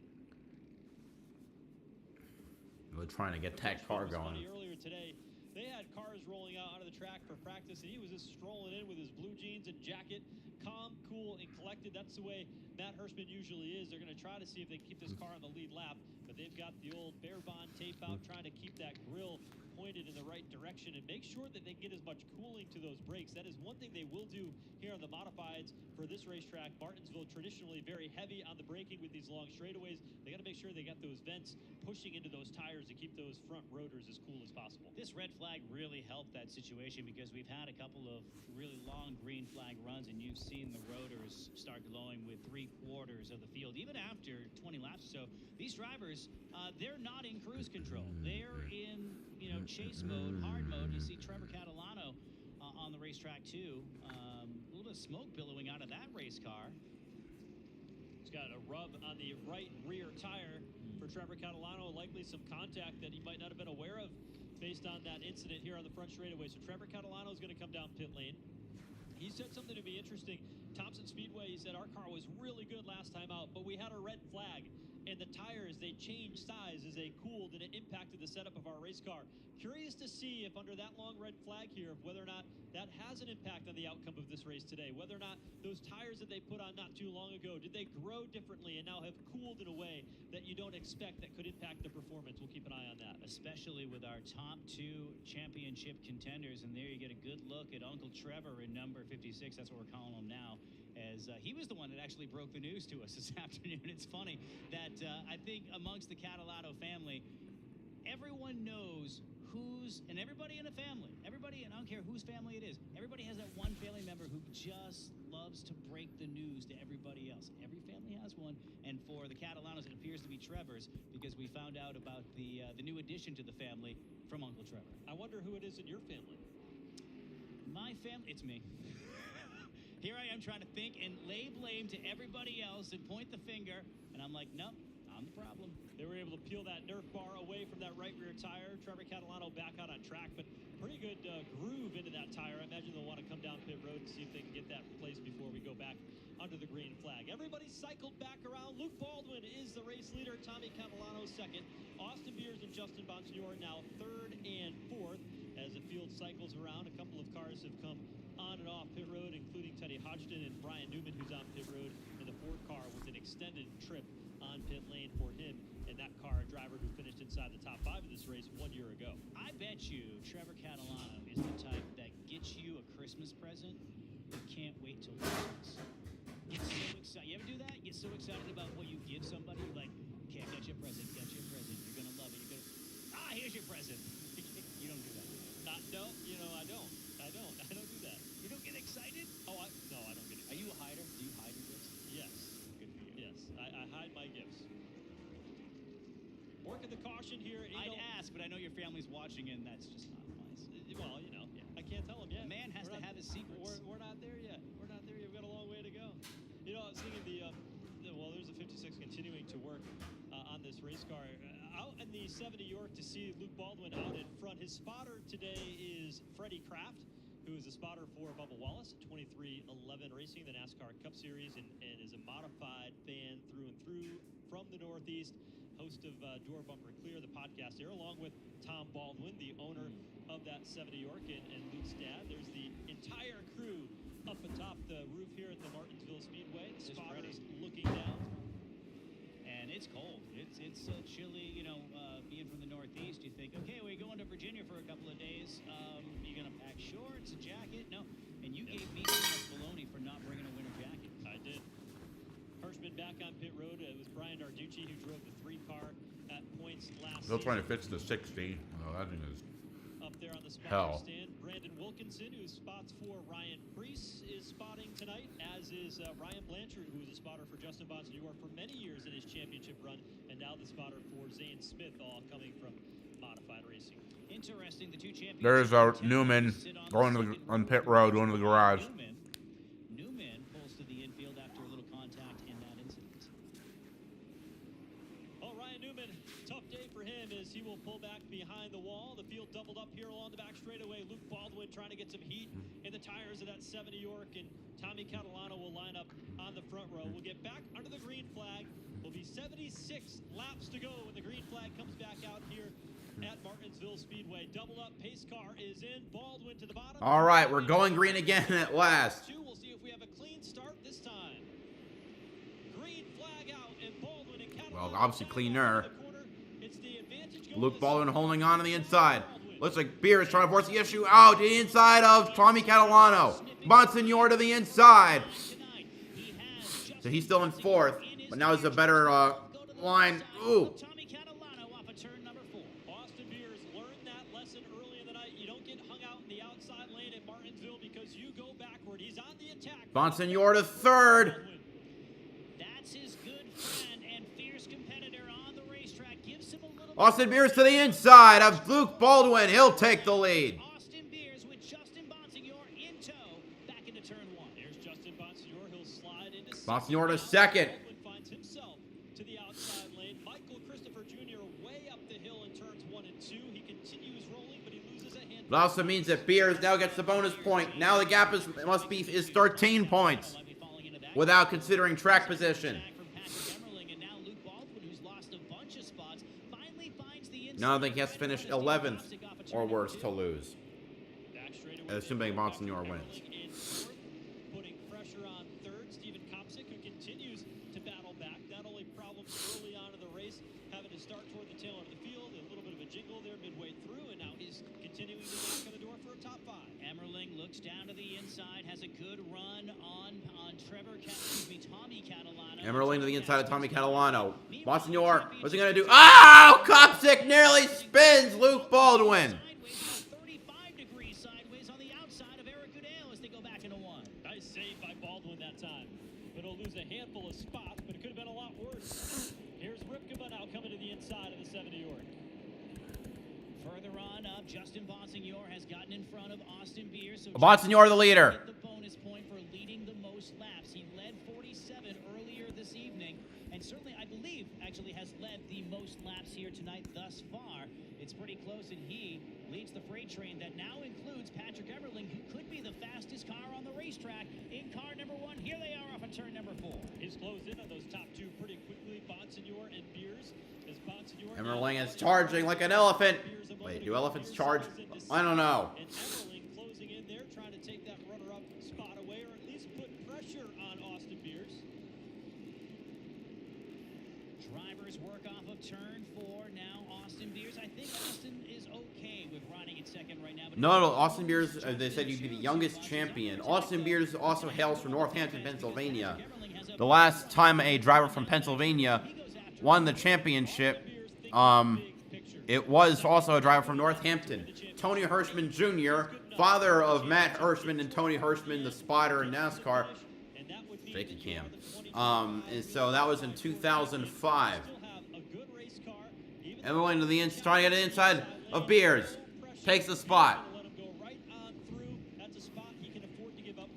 And that is a spotter talking into Austin Beers' ear and reminding him, big picture, good on the 64 team for knowing when to race. He might be saving his car because you never know if you're going to need it in a green-white checkered, or if we get into a late race situation where you're going to need to sprint for 10, 15 laps. Now, this is something we've seen quite a bit this year. Patrick Emmerling having the fastest car on the racetrack, that Dale Hedquist prepared race car, the Fleetwood ride, rides off of turn number 2.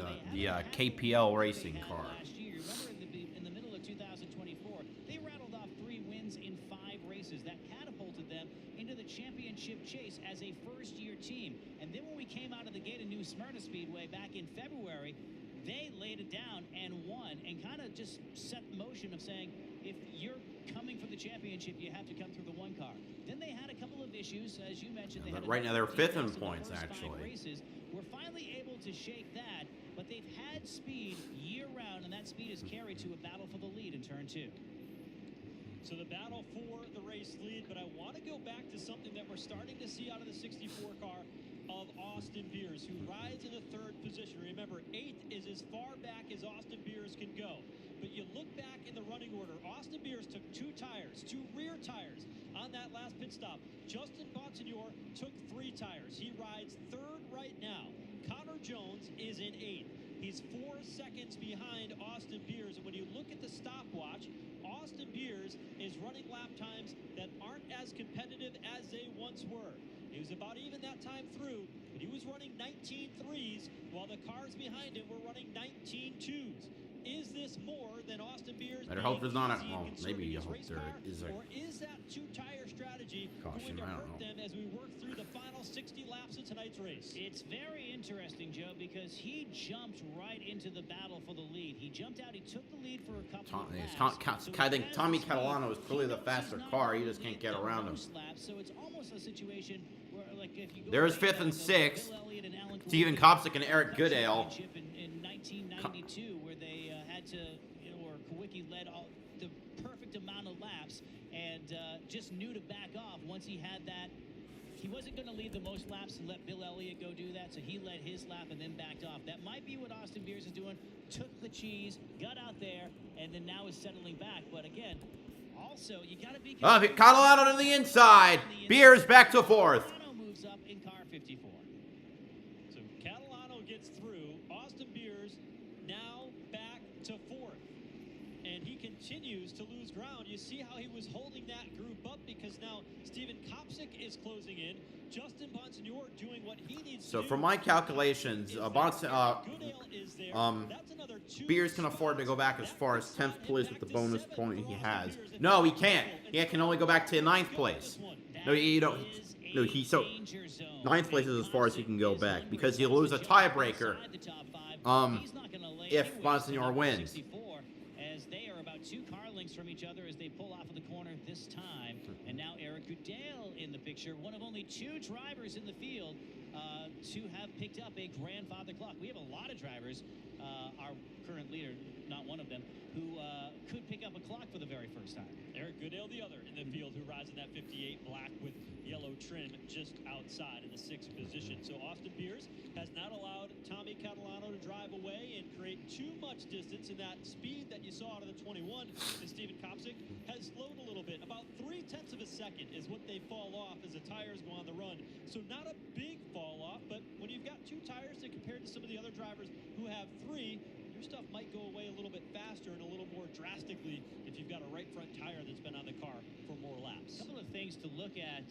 Drivers who are coming alive. You have Eric Goodale, who had his fastest lap just 12 laps to go, or 12 laps ago. That's the deepest anybody in the top 10 has had a fastest lap.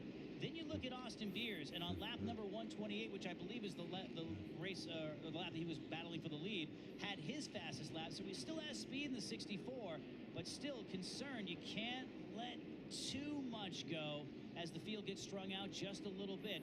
It's Connor Jones and Trevor Catalano.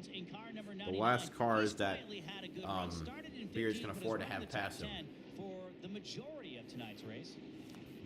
There's the 99 of Connor Jones, who's battling with Trevor Catalano, younger of the 2 Catalano brothers. It's a battle for 8th, and it's 7 seconds behind the race leader and 3.5 seconds behind Austin Beers, which is critical Baldwin as and far as Craig the Lutz, championship is 10th concerned. and 11th. Drivers in recovery mode. You have Luke Baldwin in the 7, and then Craig Lutz right behind him in the 46. Both those drivers, whether it was pit strategy or just getting shuffled back due to that big incident with, or started by Matt Hirschman about mid-race, they haven't fully recovered. I don't know if the handling went away, like you had pointed out with the changing of the size of the tires and cool conditions here tonight might have changed the handle on these race cars. One thing is for sure, neither the 7 or the 46 are as fast as they were in the first half of the race. A longer run, and you saw the 7 New Yorker Luke Baldwin just really struggling to hold on to that race car. Granted, he got a little bit of help and shoved out of the groove, but it didn't help him any. And Craig Lutz, who has been known for long run speed on these big tracks here this season, sitting in 11th, would love to be able to get inside the top 10 at least before the checkered flag flies tonight. 48 laps to go when they hit the start-finish line this time, and if they continue to click them off at the pace that they have without a slowing of a caution flag, we could see a brand new Whelen Modified Tour champion inside the next 20 minutes. And what a big moment it would be for the Whelen Modified Tour crown to go back to Pennsylvania for the first time in 20 years. Also be the first champion born in the 21st century. In any, well, of a major, well, I guess you count Arca West East, I guess it doesn't count, but Still a long way to go, though. Anything it'd be can notable happen. for the modified tour, at Until least. the checkered flag flies, it'll be 45 laps to go when they come through next time by, as we continue to watch this battle between Luke Baldwin and Craig Lutz for that top 10 position. We have such a great series in the Whelen Modified Tour. We talk about the mix of veterans and newcomers as well. Looks like We Beers have will a be lot of fine. drivers who have the Goodale camaraderie holding that you off for don't Kumar for necessarily see at this level 7th. all the time. Whether they're young, No, whether 6th. they're old, they battle in from February to this case, late October. It's a lot of time, a lot of sacrifice. And the difference between this series and some of the other series, the Big Three series, is the fact that many of these drivers. And There we go. they all battle the same things that us viewers and commentators do. We all have other masters to serve, and this is what we do. These are the things that we work on when we're not putting food on the table. It's a division of passion. It's a storied division with NASCAR's oldest division, and I think there's a certain bond, no matter the age of the driver or their level of experience too. It's like once you're in the modifieds, you're in the modifieds. You're in the brotherhood. Things looking better for Austin Beers. As we close in toward the end of this race, left side of the screen. Monsignor is still holding on to the position he's held since most of the restart. Well, for most of the time since the restart, he's in the lead over a few car lengths, have a car length separation between himself and Patrick Emmerling. Nearly a second and a half back to Eric Goodale and Tyler Ripkema, who are battling for 6th and 7th. The Connor Jones, who is back in that pivotal 8th position, and he is still. Where are they getting 8th position from? My notes say it has to be 10th. It's he's screwed if he goes to 10th, which is not going to happen at this rate because the 21 can't get past Beers. Because it looks like the 21's a little bit faster. Kopsik's ready to make a And move. but no but one, he's they're not also catching up to the aware of 64. moment. You know, even though he hasn't broken through to victory lane himself, as you mentioned, he's won as a crew chief in one of the most historic races in Modified Tour history. So, you know, Steven knows the game. And, again, he knows the moment. He knows beer. Lap traffic. John Michael Chanette. That allowed Emmerling to close the gap. He's trying to race beers right now. So even though he's a little faster, he hasn't made his way around him.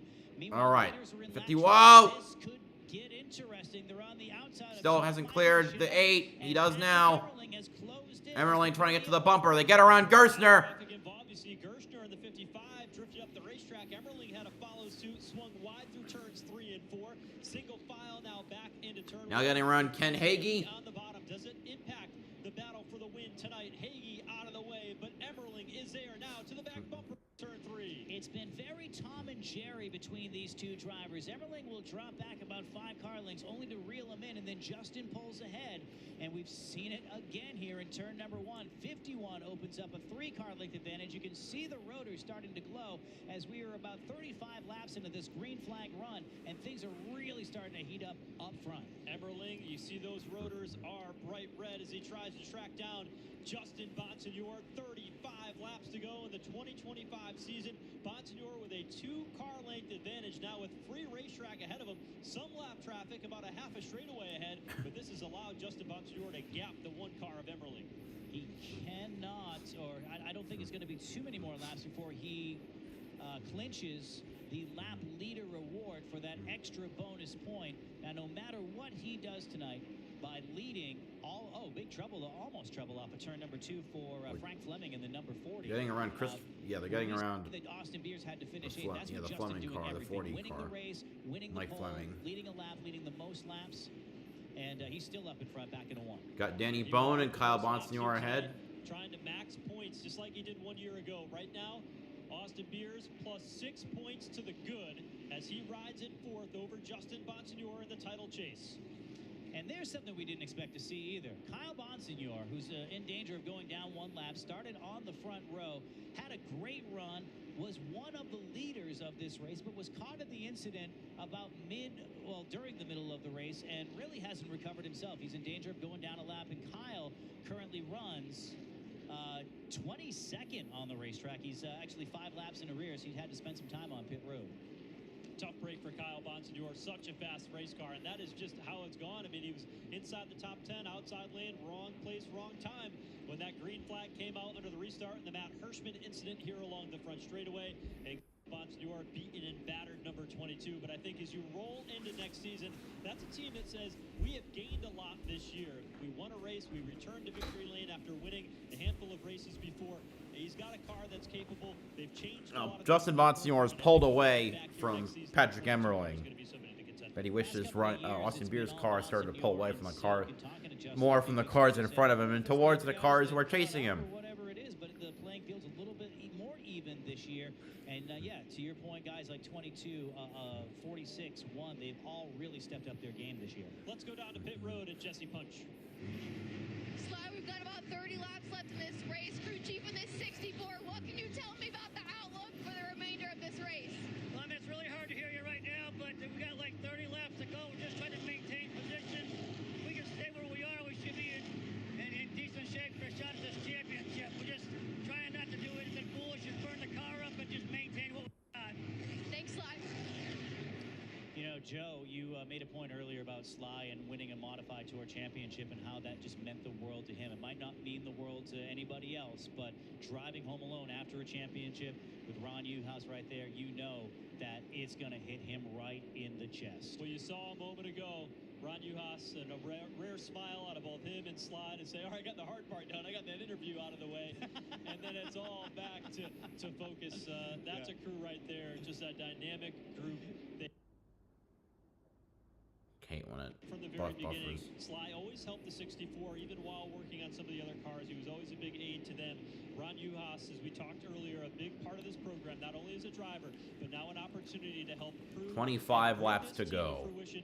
Many of the different teams and family that have been part of the 64 team since they started in 2006 are still together today and have the opportunity to go through this wave of emotion, having never won a race until it was Austin Beers who put them in victory lane. Now, some 20 years later, He is getting closer, inside of 24 laps away from winning not only his first championship, but the first championship for KLM, for Mike Murphy, the entire group, Ron Juhasz, and Sly Zabin, and that entire group in this 64 team. They said they had a few people come and go, but to your point, it's been that same core group of people, and it's continued to grow over the years. So I think once you're part of this team, you are, even if you're not physically there at the racetrack, you're a bit of a lifer. So this is a celebration, a culmination of 20 years of work that these human beings are potentially going to celebrate in just a little over 20 laps. We've seen the championship pedigree out of Justin Bonsignore today in a must-win situation. Has come to do just about everything he can. He's got a healthy advantage now, just under 1 second back to Patrick Emmerling with 21 laps to go. A four-time series champion, defending champ and defending race winner. Did what he needed to do, but it may come down to just a handful of spots across 16 different races, over 2,700 laps of racing. And Jesse Punch, he's got a good coach behind him as well in the form of Ryan Stone. Ryan Stone, crew chief of this 51 team. We've got about 20 laps left in this race. What can you tell me about what this 51 has left in them? I don't know. We got a pretty good cushion right now to the one, but they're kind of charging. I don't know. That's all we got. We've got all our tires, so we've made our bed. I like where we are. I just need to go green the rest of the way, so we'll see what happens. Thanks, Ryan. Thank you, Jesse. And you start thinking about if you Trevor lose the Catalano championship by 6 or passed 7 Connor points, Jones for how 8th. fast do you go through your season results and say, well, lost a point there? Or if I hadn't zigged when I zagged, could have got an 8th here instead I got an 11th. You know, you play that over and over in your head in these season-long championships where it isn't just a winner-take-all championship race. We've been doing this since February. Ryan Stone, one of the best crew chiefs, and that is why he's got those 4 championships with Justin Bonsignore. Spent some time running modified racing up in the Northeast in his home state of Connecticut. Moved down south to work for Dale Earnhardt Jr. and Junior Motorsports, specifically on the 7 car with Justin Allgaier. He took a lot of that expertise back to be one of the best crew chiefs in the series. He worked with Justin Bonsignore to those 4 titles, and tonight they may right now come up just a bit short if the race were to end as it stands right now, but they gave it everything they had here throughout the season, with right now Austin Beers running in. Steven Kopsick passes Austin Beers for 4th. Still in position to win the title with a top 5 finish. He might get another grandfather clock out of this one, and he has been dominant at this racetrack the last 2 years. He led 136 laps last year, and he's going to get in that neighborhood again this year. And that was one stat that Justin was a little light on this year. You know, when you compare him to Only the one. championship He has years, only one win. It wasn't until the last couple of races where he got out in front and stayed there for considerable amounts of time, like he has the last couple of races as he comes up on Andy Seiss in number 7. Justin Bonsignore, one of only a handful of multi-time champions in the series. Mike Stefanik, Doug Coby with 6, Tony Hirschman 5, Bonsignore's 4th, Jimmy Spencer, Ron Silk, and Donnie Leah, each with 2 apiece. And then some legendary names like Richie Evans, Mike McLaughlin, Bugsy Jamie Stevens, Tomato, who's here tonight, Jeff and Rick Fuller, Wayne Anderson, Ray Jerry Hendrick, Markey, Todd Zegedy, Ted Christopher, Bobby Santos, John Even McKennedy, that was before it was and a touring Ryan series as Reese, opposed who is to just also on property weekly here tonight, series, part of the but radio still. broadcast with the Motor Racing Network. Justin Bonsignore, one of those. And if Austin Beers were to hang on for the final handful of laps here tonight, he would become the 20th different champion of the NASCAR Whelen Modified Tour, and add his name to that storied list of modified greats. As Bonsignore continues to lead this race, the 51 up in front. We lost the 61 40 years ago tomorrow, so this race always means a lot to the modified community, and that legendary first year that the modifieds had with Richie Evans as your posthumous champion. Won his final race at the Oxford Plains Speedway, where the NASCAR Modified Tour will return for the first time since 1991 on the 2026 season. It was unveiled earlier this year with some venues that they haven't been to in a while. Oxford being one of them, Claremont, first time since 2022.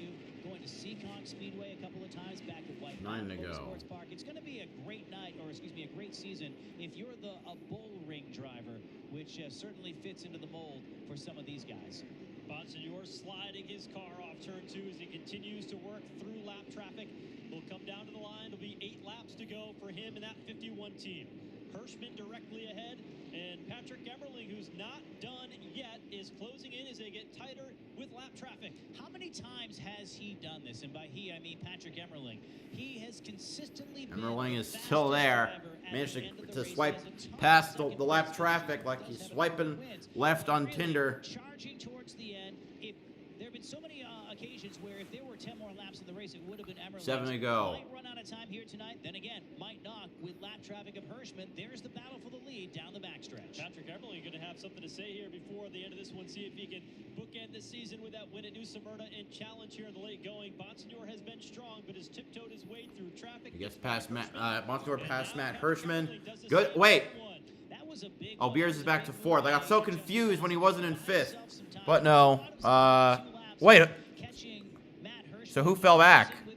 Is that Tommy Catalano? The race leader let the just take his lumps as it is, as the Phoenix Communications car. Okay, 121, 64, 58, 3, 56, 46, 02. Justin Bonsignor to claim another clock, but not a championship if Beer stays right. 5 laps to go. Stone said he wanted it to go green the rest of the way through. 4 laps to go for Justin Bonsignor. Austin Beers rides comfortably in the 4th position, looking for that championship. Beers is mired back in traffic as he Let's pass Trevor Catalano for 7th. Bonsignor there in turn one. Meanwhile, we've got a couple of cars slow, including Patrick Emmerling.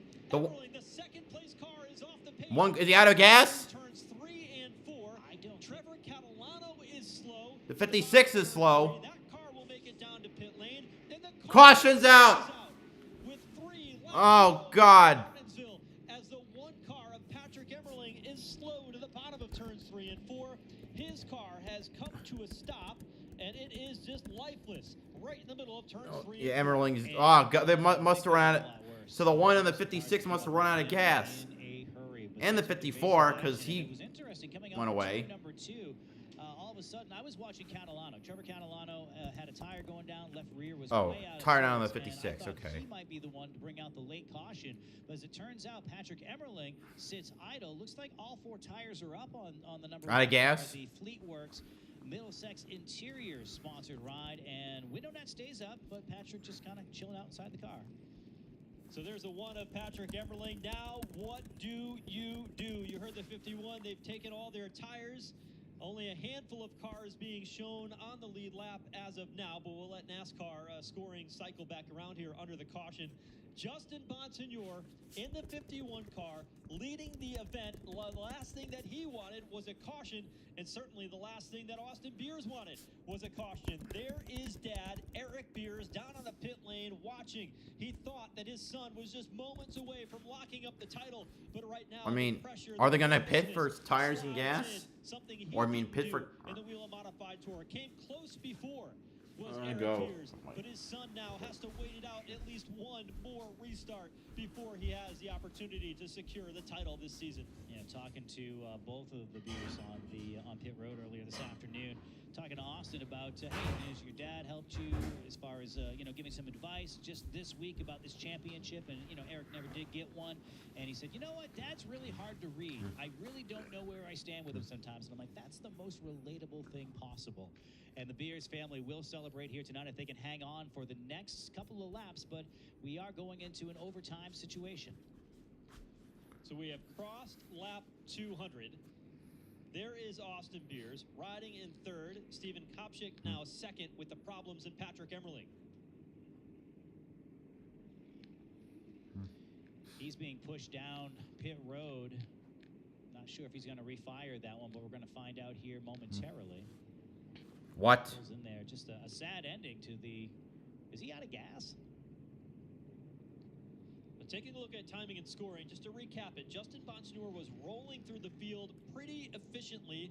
As we roll on through, Connor Jones, the 8th place car, is going to be the free pass. So he is going to come back around and be back on the lead lap. So for Austin Beers, if he has problems on this restart and slides back to 8th, why are they saying it's 8th place? That's not how the points work. As long as he stays on the lead lap. the biggest restart of his young career. The 2022 Rookie of the Year, who in just 3 short seasons has become such a force on the NASCAR Wheel and Modified Tour. This is his 4th season. Oh, another car rolling around. Was that Gerstner? Also a 22-year-old champion back in 2013. But Beers, at 22 years, 7 months today, would be the youngest champion since Ryan Preece, who was 22 years, 11 months, and 25 days when he won his championship. As we zero in on Patrick Emmerling on the infield, or on pit road. Taking a look at the air cleaner here at Bad Luck, striking them in late going. Inside the carburetor, you see exactly what's going on there. Does not have fire in that one car, and that brought the caution out here in the late going. He was about ready to slide into 3rd, or at least 4th, excuse me, in the championship battle with the problems that Matt Hirschman has had, but looks like he'll be no better than 5th at the end with him being stuck on the pit lane for the one car of Patrick Emmerling. Field cycling back around here. We are now 202 laps in. It'll be a green-white checker finish when we get back under the green flag in an attempt at overtime for the NASCAR Wheel and Modified Tour. Works just like the National Series. First flag will end the race after the leader takes the white flag.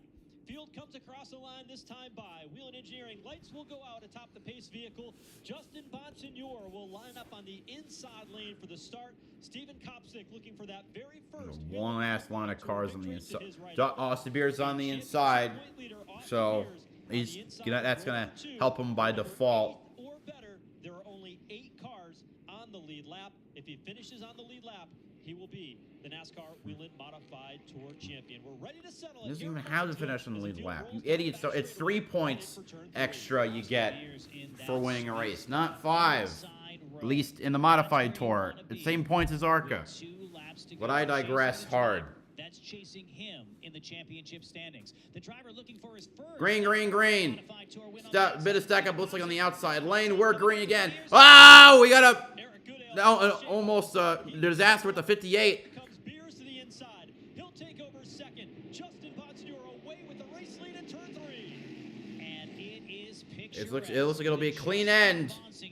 Here we go. White flag. Last lap at Martinsville in the 2025 Modified Tour. He's pulling away. Kopsick trying to get back on Beers for 2nd. The championship battle is going to come to an end. 51's going to come up just short. Coming out of turn number 4, Bonsignor will win at Martinsville, but 22-year-old Austin Beers is the 2025 NASCAR Wheel and Modified Tour champion. The youngest ever modified champion. Your 2 championship contenders here along the back straightaway. Beers is there, and Justin Bonsignor to offer congratulations. And by 10 points, if my calculations are correct.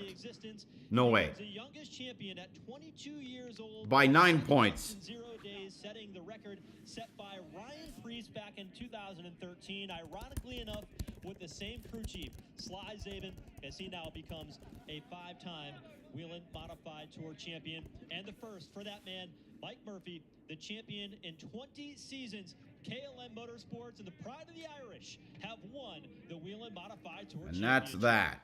So, wasn't my guy. We finished 2nd, but hey, there's always next year.